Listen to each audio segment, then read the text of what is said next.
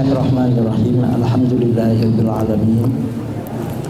Wassalatu wassalamu ala asyrafil anbiya'i wal mursalin sayyidina wa habibina wa maulana Muhammadin wa ala alihi wa sahbihi ajma'in.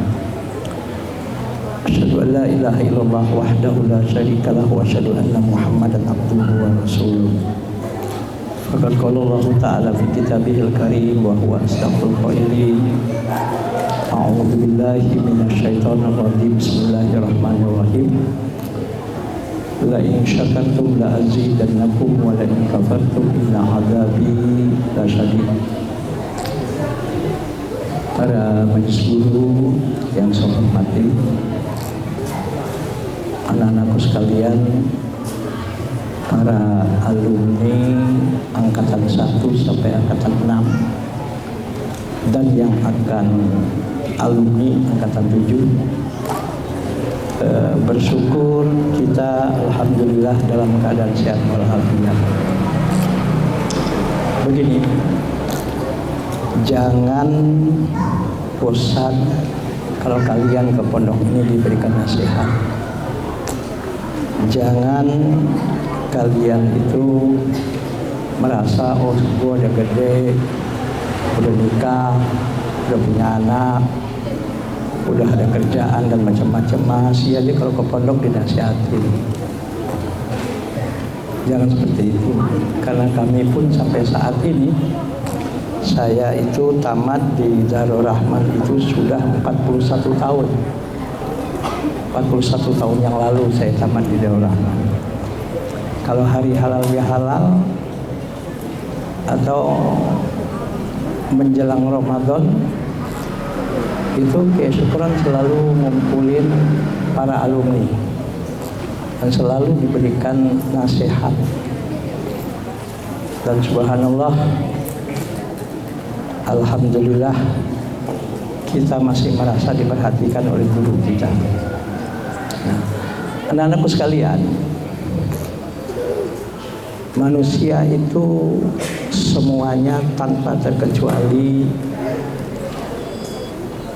terdiri dari 3 dimensi, dan ini perlu saya sampaikan. Dimensi yang pertama, dimensi fisik, dimensi tubuh atau yang disebut dengan jasad, dari ujung rambut ke ujung kaki, jenis kelamin, laki atau perempuan. Maaf, yang laki-laki ganteng, yang perempuan cantik, atau yang biasa-biasa saja. Dimensi fisik yang pertama. Yang kedua, dimensi yang menentukan kehidupan kita. Bagaimana cara kita menjalani kehidupan. Ini sudah dimensi batin. Dimensi batin ini 3 hal, yaitu al-qalbu, al-aqlu, dan an-nafsu. Hati, akal, dan jiwa. Itu dimensi kedua.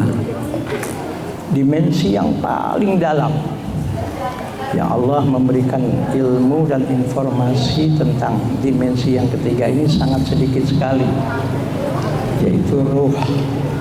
Sehingga Allah pernah berfirman dalam Al-Quran, yas'alunaka 'anir ruh qulir ruhu min amri rabbi wa ma utitum minal ilmi illa qalila. Yang artinya, hai Muhammad, manusia nanti akan bertanya kepada engkau, hai Muhammad, tentang ruh. Yas'alunaka 'anir ruh.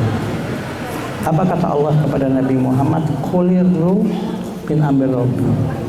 Jawab, hai Muhammad, bahwa urusan ruh itu urusan Tuhanku.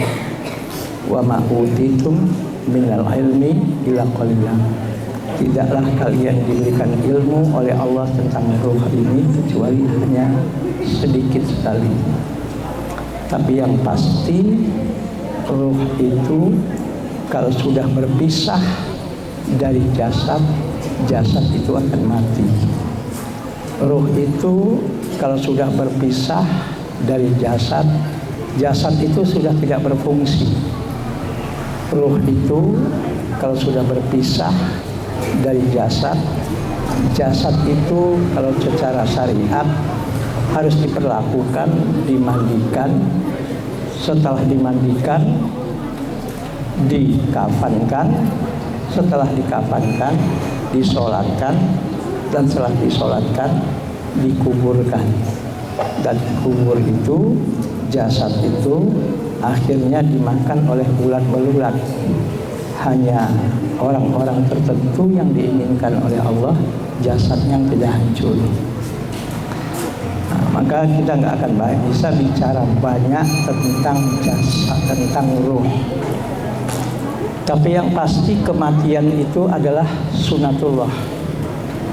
Berpisahnya ruh dari jasad adalah suatu yang sudah digariskan oleh Allah. Kawan-kawan kalian sekalipun, ya, sudah ada yang saya tahu 3 orang yang meninggal. Ya, almarhum Ustaz Fauzan, almarhum Pali ada di sini, ya. Alumnus namanya Farhan. Itulah nyawa, kita tidak tahu.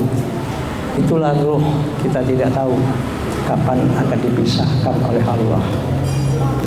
Nah, kita hidup di dunia ini nggak lama. Bisa jadi hidup kita di dunia ini jauh lebih lama daripada di alam kubur. Imam Syafi'i wafat tahun 204 Hijriah, lahir tahun 150 Hijriah. Usia Imam Syafi'i hanya 54 tahun secara tahun Hijriah. Kalau secara tahun Masehi, Imam Syafi'i itu usianya hanya sekitar 52 tahun. Sudah 1000 tahun, 1200 tahun lebih Imam Syafi'i di alam barzah, di alam kubur. Hidupnya di dunia hanya 52 tahun. Ya, hanya 52 tahun. Belum lagi orang-orang hebat, para sahabat, hidup di dunia hanya berapa tahun, tapi di alam kuburnya sudah 1000 tahun lebih. Kita pun tidak tahu kapan kita mati, di mana kita mati. Setelah jasad kita dikubur, kita masuk ke alam barzah, alam kubur. Kita nggak tahu berapa lama kita nanti di alam kubur sebelum terjadi apa yang disebut dengan hari kiamat. Nah, kita tidak akan bicara tentang ruh. Dimensi yang ketiga, manusia itu, ya, adalah dimensi al-hayat, dimensi yang menentukan kehidupan dan perjalanan hidupnya. Nah, ini tolong dengarkan anak-anakku. Mudah-mudahan ini bisa nasihat bagi diri saya pribadi dan nasihat bagi kita semua dalam perjalanan hidup yang disebut dengan dimensi al-hayat. Kita itu, ya, ada 3 unsur. Unsur yang pertama yang disebut unsur al-hayat ini yang ada pada diri manusia, ada yang disebut dengan al-qalbu. Unsur kedua pada diri manusia itu ada al-aqlu. Unsur yang ketiga pada diri manusia itu ada namanya an-nafsu, yaitu jiwa. Ingat Allah yang bilang akan terjadi suatu hari yang akan kita alami, hari kiamat. Yang mana hari kiamat itu Allah yauma la yanfa'u malun wala badun illa man atallaha biqalbin salim. Hari yang mana kalau sudah terjadi hari kiamat, ketika itu harta dan anak keturunan sudah tidak ada manfaatnya lagi, kecuali hamba-hamba Allah yang atallaha biqalbin salim, ketika menghadap Allah membawa hati yang bersih. Nah, ini mudah-mudahan tolong dengarkan, tolong dimasukkan ke dalam otaknya, masukkan ke hatinya, jangan dikeluarkan, jangan masukkan ke kuping kanan, keluarkan ke kuping kiri. Karena dalam kehidupan kita ini kita akan mengalami 3 dimensi, 3 hal ini, yaitu al-qalbu, al-aqlu, dan an-nafsu. Begini, manusia itu punya hati 3 macam. Ya, kalau mau dicatat silahkan. Satu, manusia itu hatinya qalbun mayit, hatinya sudah mati. Ya, hatinya sudah mati. Qalbun mayit. Yang kedua, tolong jangan ngobrol. Tolong jangan ngobrol. Saya tolong didengarkan, jangan ngobrol. Halo, tolong jangan ngobrol. Jadi manusia itu punya hati 3 macam. Yang pertama yang disebut dengan qalbun mayit, hatinya sudah mati.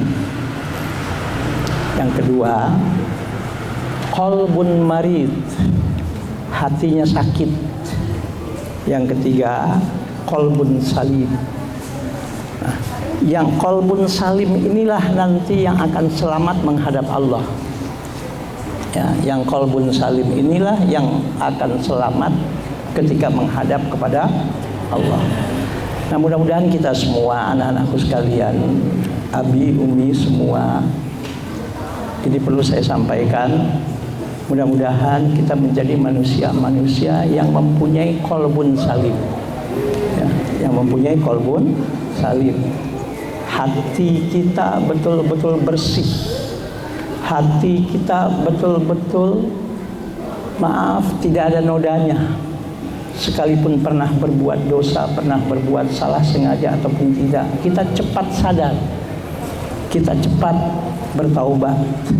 Karena bagaimanapun kita semua pasti akan menghadap kepada Allah. Karena bagaimanapun suatu saat tubuh kita ini akan tidak ada artinya. Tubuh kita ini akan membusuk. Tubuh kita ini akan dimasukkan ke liang lahat. Cinta dan sayang bagaimanapun istri kita, anak kita, suami kita, orang tua kita, kalau ketika nyawa sudah pisahkan dari tubuh, tubuh sudah tidak ada fungsinya. Usikum wa nafsi wa iyaya bitaqwallah. Qalbun marid itu yang punya jiwa yang kayak apa? Qalbun marid itu jiwanya adalah jiwa innan nafsa la ammaratun bisu. Ya, an-nafsu al-ammarah bisu. Jiwanya yang selalu menguasai dirinya untuk selalu berbuat jahat. Jiwanya yang menguasai dirinya untuk selalu bermaksiat. Jiwanya yang menguasai dia untuk berbuat dosa. Dan sudah nggak bisa dibilangin. Dan sudah nggak bisa dinasihatin. Dan sudah betul-betul tertutup dan ditutup oleh Allah.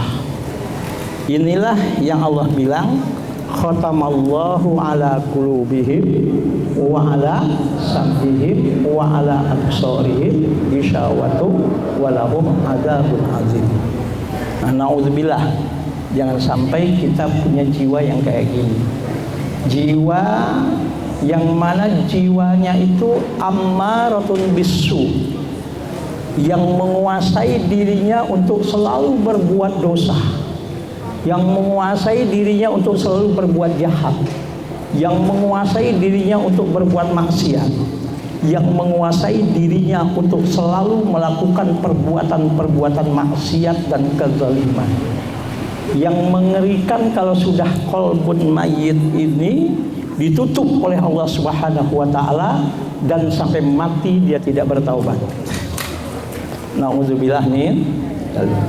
Nah, mudah-mudahan kita terhindar dari apa yang disebut dengan qalbun mayyit ini. Ya, amin ya rabbal alamin. Ini sengaja saya berikan materi ini kepada kalian. Ya, kita semua akan dan memang sedang menjalani kehidupan. Ya, sedang menjalani kehidupan. Apa kalian yang tamat, yang baru tamat, ya jangan dianggap selesai. kalian baru menanjak ibarat tangga, baru naik satu anak tangga, 2 anak tangga. Nah, jangan sampai kita punya yang disebut dengan qalbun mayyit ini. Nah, bagaimana supaya qalbun kita tidak mayyit? Naudzubillah. Ya, banyak-banyaklah beristighfar, banyak-banyaklah berzikir, banyak-banyaklah ingat Allah ketika melakukan dosa, ketika melakukan perbuatan yang enggak benar. Jangan diteruskan, karena kita nggak tahu umur kita di mana, kita nggak tahu kapan kita mati, karena kita nggak tahu sedang apa kita mati. Kalau qalbun mayyit ini, hatinya mati, maaf, ketika hatinya mati, dia meninggal dunia, matinya pasti mati su'ul khotimah. Itu yang pertama. Yang kedua, qalbun marid, ya, hatinya sakit. Nah, sakit ini ada yang sakit parah, ada yang sakit ya mungkin masih enteng daripada yang parah. Sakit parah itu adalah yang punya jiwanya an-nafsul lawwamah. Ya, an-nafsul lawamah. Jadi kalau jiwanya punya an-nafsul lawamah, itu berarti hatinya sakit, sakitnya parah. Apa itu an-nafsul lawamah? Jiwa yang selalu mendorong dia. Kalau tadi yang menguasai dirinya, kalau ini enggak, mendorong dia. Mendorong untuk apa? Untuk melakukan perbuatan-perbuatan negatif, untuk melakukan perbuatan-perbuatan yang enggak baik, untuk melakukan perbuatan-perbuatan dosa, untuk melakukan perbuatan-perbuatan maksiat.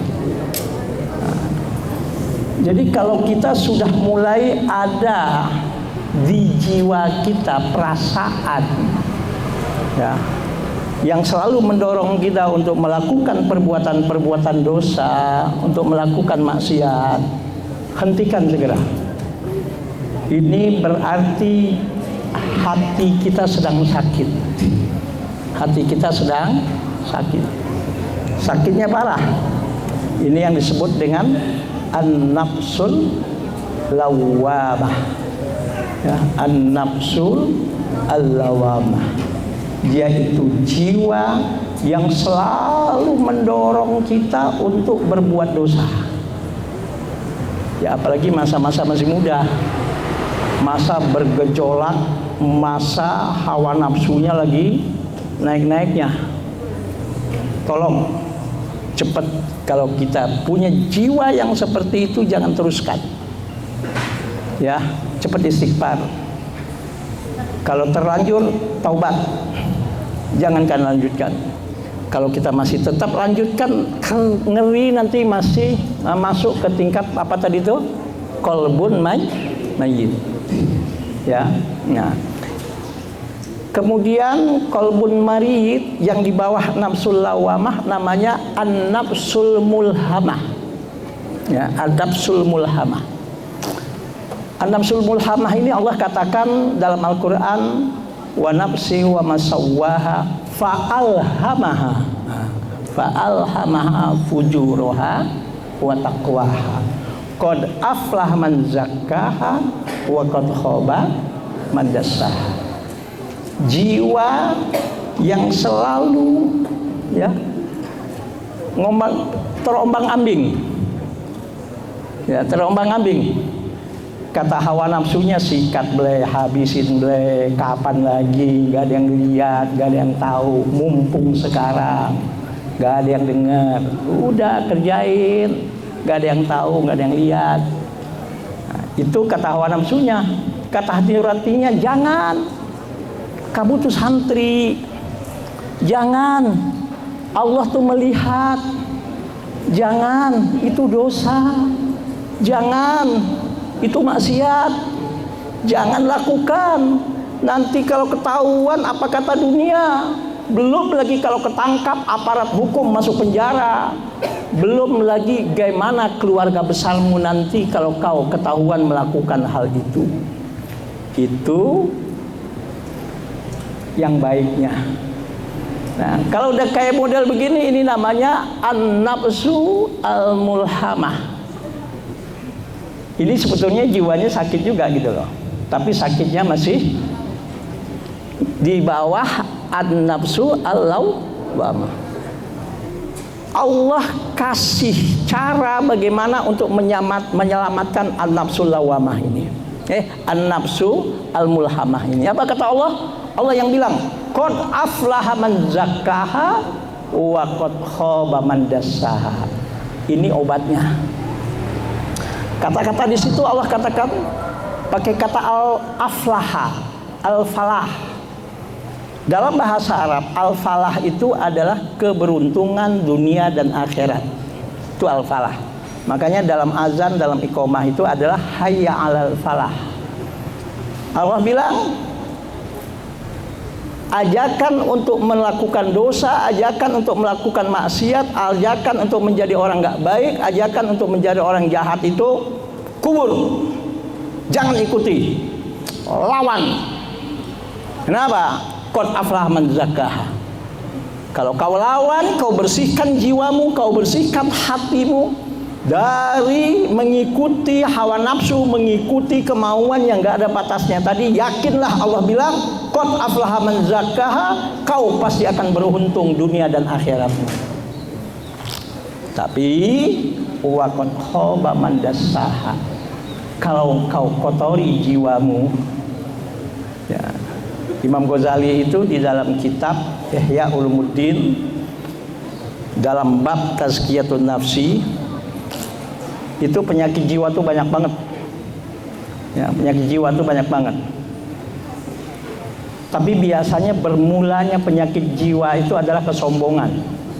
Itu pongkolnya penyakit jiwa itu.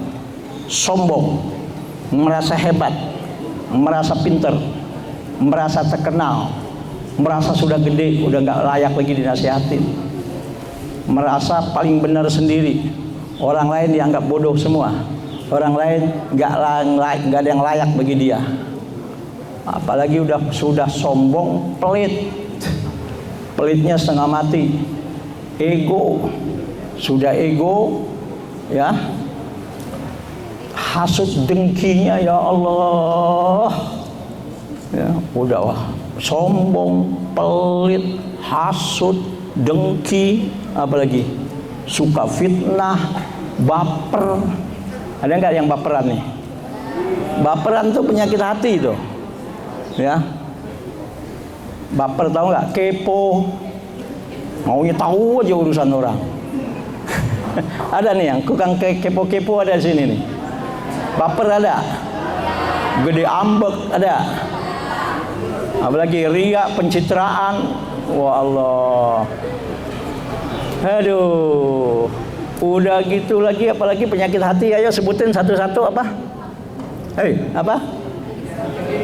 Dengki, terus? Apa? Hah? Apa? Hah? Apa? Hasut, dengki. Udah pelit, udah medit. Maaf, kalau sama temen maunya dibayarin terus.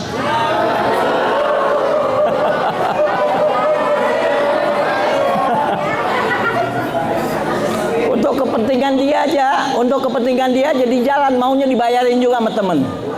Padahal, maaf, gajinya dia lebih gede sama temennya. Tapi alhamdulillah anak Nurul Ilmi nggak ada yang model begini, amin.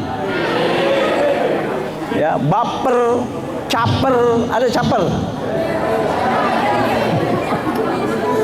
Dah, kamu tahu dah penyakitnya dah. Baca kitab Ihya Ulumuddin, bab tentang tazkiyatun nafsi. Nah, ini kalau punya penyakit begini, ini namanya hati kita sakit. Ya. Gimana caranya? Qad aflaha man zakkaha wa qad khaba man dassaha. Ya. Tutup itu penyakit kayak gitu. tinggalkan penyakit-penyakit gitu, jangan diikuti. Sebab kalau kita ikuti yang namanya hawa nafsu itu tidak ada batasnya. Hawa nafsu itu nggak ada kenyangnya. Contoh penyakit hawa nafsu yang namanya rakus dan tamak. Sekarang saya tanya, tolong jawab anak-anakku sekalian, jujur jawabnya. Kalau maunya kamu sekarang punya duit berapa?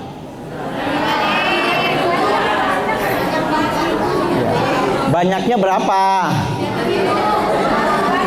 Dapat duit 100 juta belum puas, maunya 200 juta.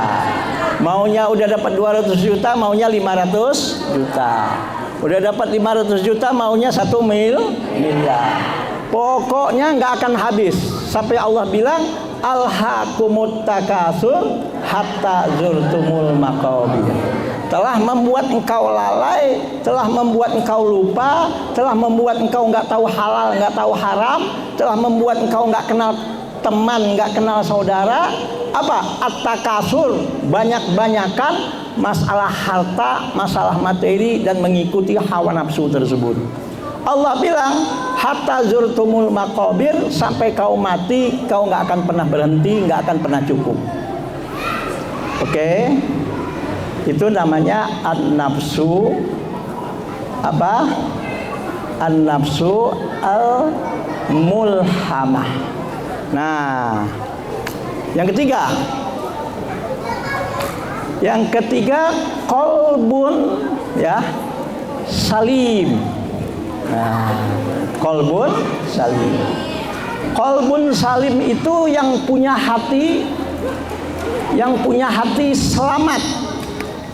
selamat dari yang tadi itu, selamat dari qalbun mayyit, selamat dari qalbun marid. Nah, qalbun salim ini yang punya jiwa namanya an-nafsul mutmainnah. Apa? An-nafsul mutmainnah. Jiwanya tenang dalam kondisi apapun. Ya, jangankan ketika senang, jangankan ketika rezekinya ada, ketika lagi susah pun, ketika banyak ujian hidup pun, dia masih bisa bergembira dan masih bisa bersyukur. Ya, sekali lagi, ya, qalbun salim itu jangankan ketika kaya, jangankan ketika ada, jangankan ketika punya, ketika lagi nggak ada pun, ketika lagi banyak cobaan hidup pun, dia masih bisa tenang dan masih bisa senyum dan masih bisa tertawa. Halo, dengar nggak? Dengar nggak? Ini namanya an-nafsul mutmainnah. Jiwanya selalu tenang. Jiwa yang tenang ini jiwa yang bersih. Sampai bilang Allah ngomong begini tentang an-nafsul mutmainnah ini. Ya ayyatuhan nafsul mutmainnah, irji'i ila rabbiki radiyatan mardiyah. Terus wadkhuli jannati wadkhuli fi ibadi. Hei jiwa yang tenang, kata Allah, ketika nyawamu dipisahkan dari jasadmu, ketika engkau menghadap kepadaku, dan itu satu saat pasti akan dihadapi oleh siapapun yang namanya manusia. Ya, Allah bilang dalam surat Ar-Rahman, kullu man 'alaiha fan. Setiap siapapun di permukaan bumi ini akan berakhir. Setiap apapun di permukaan bumi ini akan mati. Kullu nafsin dha'iqatul maut. Kullu man 'alaiha fan wa yabqa wajhu rabbika dzul jalali wal ikram. Yang kekal abadi itu hanya zat Tuhanmu yang maha agung, yang maha mulia. Karena itu kata Allah, fabi ayyi ala'i rabbikuma tukadziban. Nikmat apa lagi yang kau akan dustakan selama kau ada di permukaan bumi ini? Karena sudah begitu banyak nikmat yang Allah berikan kepada kalian. Nah, an-nafsul mutmainnah, jiwa yang tenang. Jiwa ketika dia senang, ketika dia kaya dia bersyukur, ketika dia susah dia bersabar. Ingat, orang banyak lulus kalau diuji oleh Allah dengan kesusahan. Tapi justru banyak yang gak lulus kalau diuji oleh kesenangan. Makanya itu Allah bilang wa qalilun min ibadiyas syakur. Sangat sedikit sekali hambaku yang banyak syukurnya. Lagi susah tahan banting dia. Lagi susah jangankan sholat fardu, sholat sunnah pun rajin banget. Lagi susah jangankan puasa wajib, puasa sunnah pun dilakukan. Lagi susah, lagi miskin, lagi belangsak hidupnya, senyumnya murah banget. Betul. Sebelum ditegur pun sudah senyum duluan. Lagi miskin, lagi halo, lagi susah, ya lagi susah. Tapi kalau sudah mulai sukses, mulai kaya, waduh, jangankan orang yang dia nggak kenal, orang yang dia sudah kenal pun, bahkan sudah berjasa pun dalam hidupnya, dia sudah pura-pura tidak kenal. Saya pernah punya teman model begini.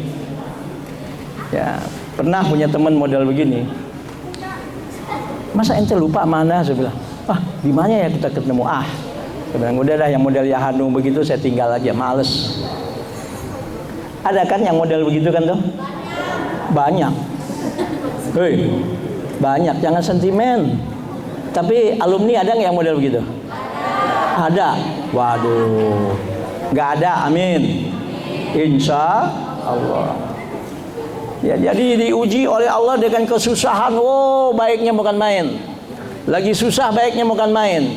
Ketika sudah mulai sukses, sudah mulai kesombongan timbul, sudah mulai keangkuhan timbul, sudah mulai merasa nggak butuh sama orang, sudah mulai merasa paling kaya, sudah mulai merasa paling hebat dan merasa dia saja yang dianggap paling hebat. Na'udzubillah min. An-nafsul mutmainnah, jiwa yang tenang adalah jiwa yang Allah katakan ya ayatuhan nafsul mutmainnah. Ketika nyawamu dipisahkan dari tubuhnya, hei jiwa yang tenang, kata Allah, irji'i ila rabbiki radiyatan mardiyah.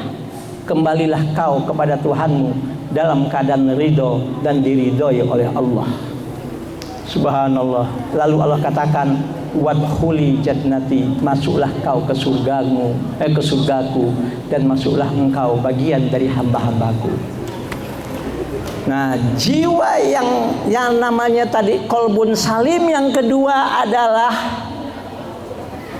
yang punya jiwa nafsun radiyah. Nafsun radiyah itu apa? Jiwa yang selalu ridho dengan apapun takdirnya Allah. Yang penting dia sudah berdoa, yang penting ikhtiar maksimal optimal sudah dilakukan, yang penting ikhtiar dia berusaha sebaik mungkin dan semaksimal mungkin, dan dia sudah berdoa kepada Allah. Hal-hal yang mengganjal dan yang membuat doanya ditolak oleh Allah pun dia sudah singkirkan, sudah tidak dilakukan. Kemudian apapun yang diberikan oleh Allah, ridho atas apapun yang ditakdirkan oleh Allah. Ini di atas nafsun mutmainnah, ridho dengan apapun takdir yang Allah berikan. Nah, ini orang-orang soleh biasanya kayak gini. Kita yang minimal mudah-mudahan nafsun mutmainnah. Ya, amin. Halo yang laki-laki saya tanya, mau punya nafsun mutmainnah? Mau punya istri namanya mutmainnah? Ada loh ustazah di sini, Ustaz Fahmi ya. Mana Ustaz Fahmi? Nggak ada. Itu ada itu. Ya Ustazah mutmainnah ya. Ustaz Fahmi itu beruntung banget punya istri mutmainnah. Amin. Mudah-mudahan istri kalian semuanya mutmainnah. Tapi bukan ustazah mutmainnah. Amin ya rabbal alamin. Ya, jiwa yang tenang dan jiwa yang ridho, ini orang-orang soleh. Ya. Di atas jiwa yang disebut nafsun radiyah ada lagi yang lebih tinggi, namanya nafsun mardiyah. Nah ini enggak kita, ini sahabat dan tabi'in. Karena Allah bilang radhiyallahu anhum wa raduhan dzalika liman khasyya rabbah. Ya, yang paling tinggi hanya Rasul Muhammad SAW karena dilindungi oleh wahyu yang disebut nafsun kamilah. Ya. Nah, gimana caranya untuk sampai ke sini? Kita harus ma'rifatullah, mengenal Allah. Ya, maka kalau kalian belajar ilmu tasawuf itu, ya, tingkatan paling tinggi dalam tasawuf itu adalah ma'rifah. Oke, ma'rifah. Nah, dengerin, nggak lama lagi, nggak sebentar lagi. Ada satu ungkapan yang diucapkan oleh ya Asy-Syarif Al-Abbasi, ya, yang wafat tahun 504 Hijriah. Apa kata Asy-Syarif, kata hikmah dari Asy-Syarif Al-Abbasi? Beliau bilang, man arafallaha azalat tuhmata wa qala kullu fi'lihi bil hikmah. Siapa yang sudah sampai ke tingkat ma'rifatullah dalam dirinya, maka azalat tuhmata, dia akan tidak ada sama sekali yang disebut dengan suudzon dan buruk sangka kepada Allah. Wa qala kullu fi'lihi bil hikmah, dia akan berkata apapun yang ditakdirkan oleh Allah kepada dia pasti ada hikmahnya, ada manfaatnya. Tidak ada sedikit pun buruk sangka, tidak ada sedikit pun kecewa, tidak ada sedikit pun maaf. Ya, kita ini maaf, halo, kalau orang berbuat salah kadang-kadang kita bisa memaafkan orang lain. Tapi kadang-kadang banyak di antara kita yang nggak bisa memaafkan diri kita sendiri. Ya. Menyesal tapi nggak habis-habis menyesalnya, nggak move on. Ya, ada. Hoi, ada. Nggak move on ada. Ya Allah, nyesel saya, ya Allah, coba saya nggak ke situ, ya Allah, coba kalau itu nggak saya lakukan, ya Allah, coba, nggak bisa memaafkan dirinya sendiri. Akhirnya apa yang terjadi? Terperangkap dengan kondisi maaf yang nggak bisa membuat dia maju dan nggak bisa membuat dia bergerak. Banyak di antara kita bisa memaafkan kesalahan orang lain, tapi kadang-kadang kita nggak bisa memaafkan kesalahan kita sendiri. Ya, dengerin, ya. Jadi orang kalau sudah ma'rifatullah, azalat tuhmata wa qala kullu fi'lihi bil hikmah. Maka sering saya katakan ketika Anda santri, mengenal itu hasil dari 4 kata. Mengetahui, mengerti, dan setelahnya memahami dan menjiwai. Mengetahui dan mengerti itu termasuk ke otak, tergantung informasi. Memahami dan menjiwai itu ada di hati. Nah, terakhir, gimana caranya untuk bisa ma'rifatullah? Ada 3 langkah yang kalian harus hadapi dalam kehidupan ini. Ya, terutama saya menasihati diri saya pribadi. Ya mungkin belum pernah kalian dengerin nasihat kayak gini. Ini udah saya susun. Ya Mi ya. Ini sudah saya rencanakan nasihat kayak gini. Dengerin. Halo, dengerin. Yang pertama harus Anda lakukan, kalau istilah ulama tasawuf namanya at-takhalli. Ya. Itu yang pertama, at-takhalli. Yang kedua, setelah Anda melakukan at-takhalli, lakukan namanya at-tahalli. Kalau itu diinin, nanti kucingnya yang ngegigit dia. Jadi yang pertama lakukan apa? At-takhalli. Yang kedua at-tahalli. Yang ketiga at-tajalli. Ringkas saja nih, kalau saya mau jelaskan at-takhalli, at-tahalli, at-tajalli ini 1 jam nggak cukup. Tapi saya ringkas saja. Apa itu at-takhalli? Khalin, kosong itu namanya khalin. Ya, khalin. Al-khali itu yang kosong, al-farid. Apa at-takhalli? Kosongkan jiwa kita, kosongkan hati kita, dan maksimalkan untuk menetralkan jiwa kita, hati kita dari segala bentuk yang negatif, dari segala bentuk dosa, dari segala bentuk maksiat, dari segala bentuk hal-hal yang enggak diridhoi oleh Allah, dari segala hal-hal yang bisa membuat celaka kita. Jangan dicoba-coba. Ya. Oh, saya pernah melakukan ini, melakukan itu, ya sudahlah, taubat, istighfar, minta ampun kepada Allah, minta maaf kalau memang berhubungan dengan manusia. Kosongkan, maksimalkan, optimalkan diri ini untuk kosong dari segala dosa, maksiat, dan kemungkaran dan kezaliman itu. Harus bisa, gak ada cerita gak bisa. At-takhalli. Sudah paham? Yang laki-laki maupun perempuan, untuk mencapai ma'rifatullah lakukan at-takhalli. Kosongkan diri kita ini semaksimal mungkin, seoptimal mungkin, semampu kita. Minta kekuatan dari Allah, berdoa kepada Allah supaya yang namanya negatif-negatif, unsur-unsur negatif, aura-aura negatif, perbuatan-perbuatan dosa, perbuatan-perbuatan maksiat yang melanggar hukum, yang melanggar disiplin, yang melanggar kearifan lokal di masyarakat, tolong jangan dicoba-coba. Maksimalkan untuk melakukan takhalli ini. Itu satu. Saya yakin Anda bisa. Yang kedua, langkah kedua, at-tahalli. Tahalli itu al-hulliyu, itu bahasa Arabnya artinya hiasan.